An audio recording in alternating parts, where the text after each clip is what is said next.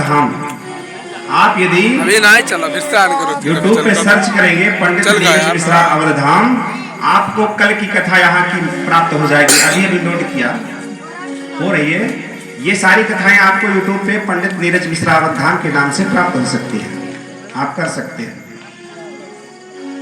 तो प्रभु जी की माया, प्रभु जी की माया बड़ी प्रबल है। कह रहे हैं पृथ्वी पर जितने भी धूल के कण हैं और वर्षा में जितनी पानी की बूंदें होती हैं, उतनी मैंने गायें दान की हैं। गौदान बहुत बड़ा दान माना जाता है। लोग गौदान करते हैं ना, जीवन के अंत में भी लोग गौ का दान करते हैं कि किसी भी प्रकार से हमको भवसागर से पार हो जाए और मुक्ति प्राप्त हो जाए, इसलिए गौदान करते हैं। और गौदान का बहुत बड़ा महत्व भी है। ये राजा नृग जो है, ये बता रहे हैं कि जितना बारिश होती है, पानी की बूंदें होती है बरसात में, और आकाश में जितने नक्षत्र हैं, तारे हैं, उतनी मैंने गौदान की है। लेकिन दुख इस बात का मात्र है कि मैंने गौदान की, ये सब कुछ धर्म में प्रभु जी के लिखा है। आप तो स्वयं साक्षात नारायण हैं, आप तो जानती हैं। एक बार की बात है कि राजा नृग जो है गौदान कर रहे थे, लाखों गौदान कर रहे थे। हुआ क्या, दान करते करते एक गौ बाहर से आ गई और उसी गौ में मिल गई, और राजा नृग ने उस गौ को भी दान कर दिया। जबकि जो आकर के मिली थी गौ, वो भी राजा नृग ने एक ब्राह्मण को ही दान किया।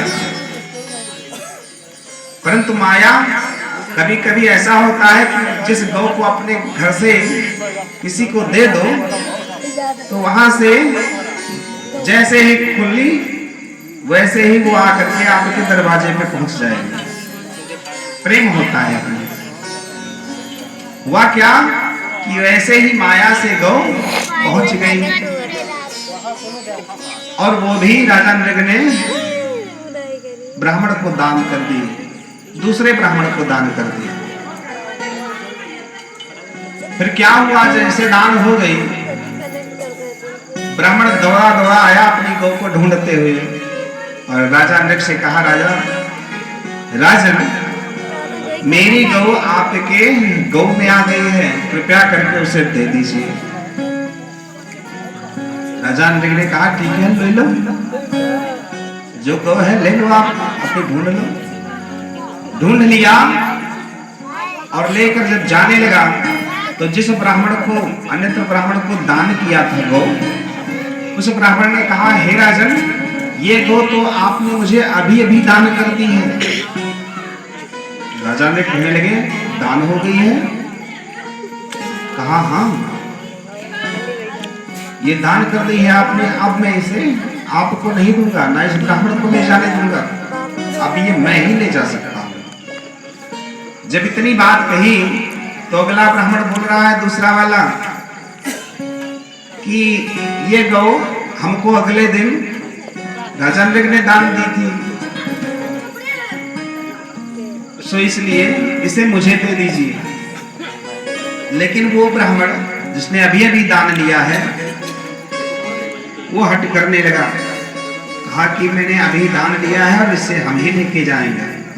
राजा नृग ने कहा कि आप दूसरी गौ ले लीजिए, उसके बदले में एक आध और ले लीजिए, 2, 4, 10 ले लीजिए, उस गौ को छोड़ दीजिए। कहा, नहीं, मुझे वही गौ चाहिए।